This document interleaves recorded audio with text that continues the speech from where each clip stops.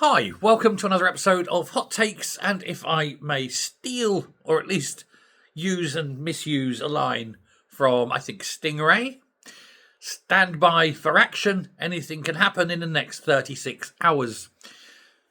Tomorrow in Parliament there's going to be a debate, and it's going to be a little wet dream for the Ramonas, isn't it? Because they're going to talk about rejoining the EU. It's not a binding debate. There will be a vote, but as I say, it's just an indicator of the feelings of the House. It has no real bearing on reality. However, if there is strength in one particular way, you can guarantee they're going to use it as a lever to try and push and force us back into the EU, which I think is a terrible idea. I think the EU is damaging. It's certainly undemocratic. You can't get rid of the likes of von der Leyen. You haven't voted her in. You can't vote her out. No democracy at all. It's a dictatorship.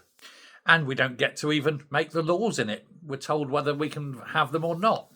There is a parliament that votes, but its job is to only vote in the laws that these dictators at the top give you. You can't reverse them. You can't reject them. And you can't implement. You can't bring new laws to them.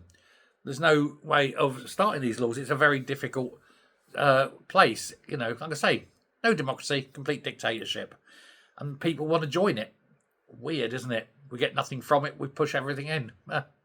And we can get taxed to high heaven over it.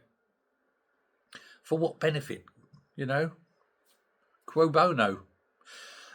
This is at the time, of course, when there's people within the EU looking to leave. Already there's division between France and Germany. The Dutch are considering a Dutch exit. The Danish aren't overly keen on it because they're being forced to have immigrants, and they've just turned down a zero asylum law. So, you know, it's very difficult.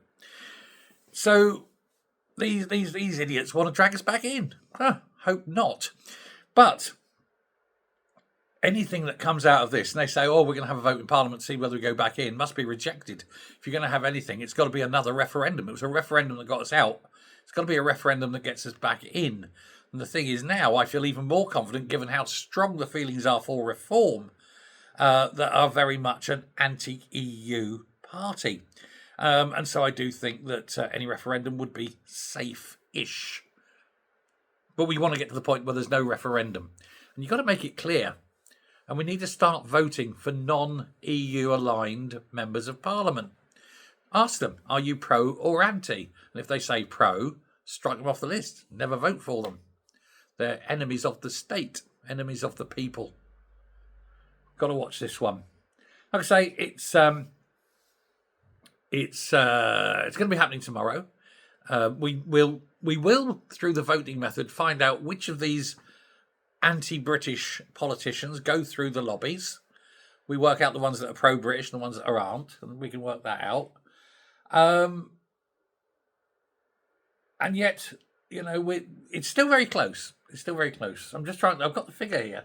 YouGov. They polled earlier, a couple of months ago, and found that 55% of people said it was wrong to leave the EU now.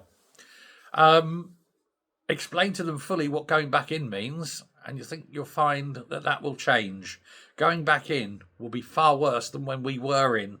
The damage has already been done. For us to go back in, we'd have to give up way more than we had already given up at the point.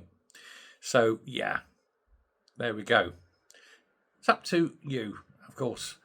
But personally, I would think going back into the EU would be tantamount to volunteering for slavery. Let me know what you think. Thanks very much. Goodbye.